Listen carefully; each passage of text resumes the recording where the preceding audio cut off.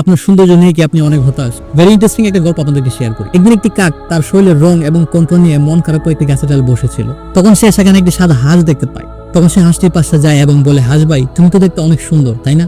তখন হাঁস বলে, আমি সুন্দর? আমার তো শুধু গায়ের রং সাদা।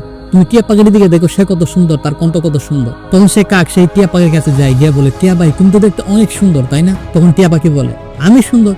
আমি কি সুন্দর? সুন্দর তো ওই ময়ূর। তুমি ময়ূরকে দেখো, সে কত সুন্দর, তার কণ্ঠ কত সুন্দর। তার কণ্ঠ শোনার জন্য মানুষ সবসময় অস্থির হয়ে থাকে। তখন সেই কাক সেই ময়ূর পাখির কাছে যায় এবং বলে, ময়ূর ভাই, তুমি তো দেখতে অনেক সুন্দর, তাই না? তখন ময়ূর বলে, কি করবে সৌন্দর্য দিয়ে? এই সৌন্দর্যের কারণে তো আমাকে চিড়িয়াখানায় পিঞ্জিরে বন্দি থাকতে হয়। তোমার ভাগ্য কত ভালো, নাকি তোমাকে বন্দি রাখে, না কেউ পিঞ্জিরে রাখে। মন মতো যেখানে খুশি সেখানে উঠতে পারো, মন মতো যেখানে খুশি সেখানে যেতে পারো, তোমাকে কেউ আটকানোর মতো নেই। আফসোস, এই দুনিয়াতে কেউ 100% সুখী না, কেউ 100% পারফেক্ট না। তাই যা যতটুকু রয়েছে ততটুকু নিয়ে সন্তুষ্ট থাকা ভালো।